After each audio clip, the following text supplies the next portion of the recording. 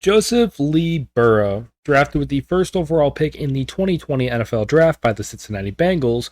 Burrow, in the 3 years he's been the starting quarterback for Cincinnati, has been a huge part in turning the franchise around. In 3 seasons, 2 as a full starter without injuries, he's gone to a Super Bowl and an AFC Championship appearance in consecutive years, turning the Bengals into a perennial powerhouse in the AFC for years to come. This offseason, Burrow signed a 5-year, $275 million contract that has made him the highest paid player in the NFL annually in history. We are 4 weeks into the 2023 season and Burrow has not played like he has earned that contract. In this video, we will be delving more into why that might be. If we can hit 20 likes on this video, I will make a video for next Saturday discussing Daniel Jones and his mammoth contract. If we don't hit 20 likes, then shit, I just might make it anyways. But either way, if you enjoyed this video and you want to see more like it in the future, be sure to leave a like and subscribe to the channel if you have not already. And with that said, let's get right into it. As I mentioned moments ago, Burrow signed a massive extension with the Bengals right before the 2023 NFL season began. Burrow proved during the 2021 and 2022 seasons that he deserved that extension after tearing his ACL and MCL in his rookie season. In his first 2 full seasons as a starter following the injury, Burrow helped the Bengals gain a 10-6 record and win the AFC North, defeat the Patrick Mahomes-led Chiefs in the AFC Championship, and go to their first Super Bowl in 33 years.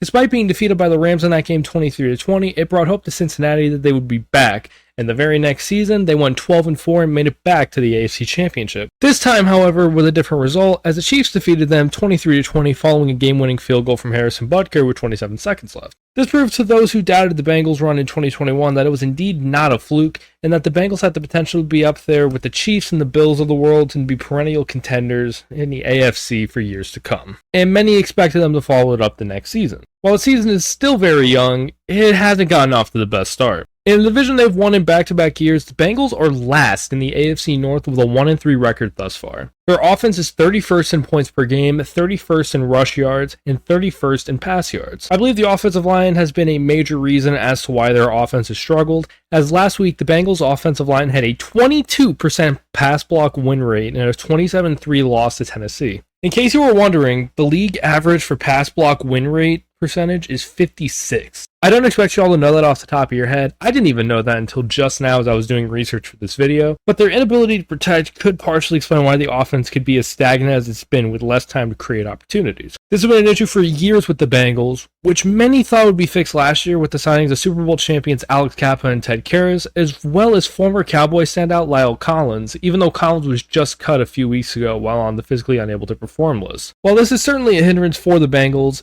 it's far from the only issue this team has. Before the 2023 season began, Burrow suffered a right calf strain during training camp. After coach Zach Taylor stated that Burrow could be sidelined for multiple weeks, he later backtracked and told the media that he's looked better than he ever has. Throughout the first 4 weeks, however, this could not be further from the truth. Saying that he looks like a shell of himself through the first 4 weeks would be sugarcoating it. If you've watched this channel for any length of time, I don't typically go into advanced stats or NextSh Stats like that because I don't know that much ball. But in the research process of this video, I came across some NextSh Stats that I think are telling. Burrow's currently averaging 3.3 yards per completion, which is the second worst in the NFL right now behind Panthers rookie Bryce Young. Also notable, according to Pro Football Focus, he has only thrown for 20 yards or more on 6.6% of his attempts, which is third worst in the league behind Bryce Young and Sam Howell. To paraphrase Shady McCoy, he's been ass. Like, can I curse on TV? He's been ass. Burrow looks to be playing scared, which when Cincinnati has given up the second most quarterback hits in the league through the first 4 weeks, I can't necessarily blame him. However, he is expected to play at a high level considering his contract and his status as an elite franchise quarterback.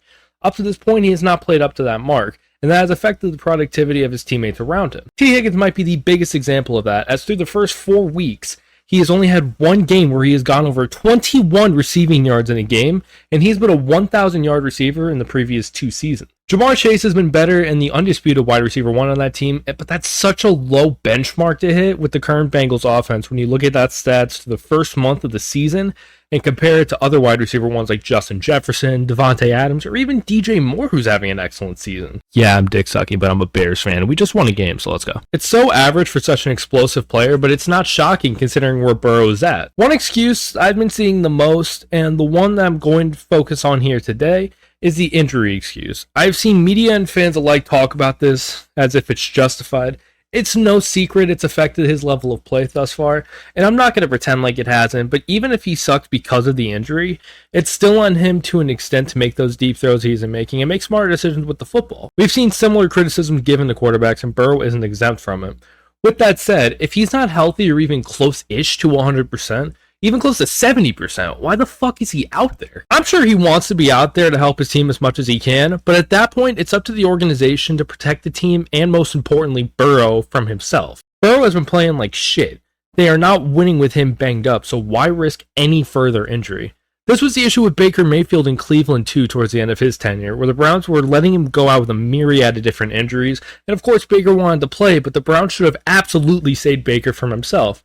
For the Browns, however, it doesn't shock me that they're such a piece of shit organization that they'll do absolutely anything to get some attention/wins. Thankfully, it looks like Baker has found a home for himself with the Buccaneers, but his career in the NFL has been shaky at best for years now, and I attribute that to how the Browns treated him. Despite the similarities, I think Burrow's situation is much more different than Baker's in almost every way. Burrow's injury is much more severe to the point he was supposed to be out for several weeks, and an injury to his calf affects his mobility, which is a huge part of his style and how he's usually able to work around the subpar offensive line that he has. The Browns also clearly didn't value Baker at all as anything other than a bridge to a bigger and better option, so we can expect that behavior from them. While Burrow is the franchise guy for the Bengals, so Cincinnati's negligence of his well-being is even more baffling from a personal and professional standpoint. This season shouldn't matter more than the long-term future of a guy you just gave $275 million to. Let him recover and come back when he's ready. I think Burrow will be just fine long-term, but he needs to be benched as soon as possible for the sake of his own health and career. By the way, I would be saying this as well if Burrow was actually playing well. I think people/organizations take players' health for granted so often, and it usually leads to a player retiring early out of fear for further damage like Andrew Luck,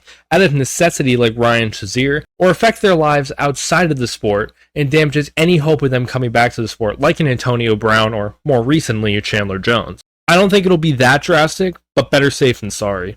It's not going to hurt you to put a backup QB while Burrow recovers, because you're more than likely going to get more productivity out of a backup right now than Joe Burrow on a bum leg who's clearly nowhere near 100%. Look what happened to Tua last year. Tua came back multiple times after serious concussions, and it led to him injuring himself even worse. And it was bad enough to the point where Miami couldn't even have him play in the playoffs. If the Bengals know what's good for them, expect an announcement soon that Joe Burrow will be inactive until he's mostly healed. That's going to be it from me today. Thank you guys so much for watching this video as well as my other videos as of late. I very much appreciate it. If you are not already, be sure to leave a like and subscribe to the channel if you have not already. And also be sure to let me know in the comments what you think about the situation at hand.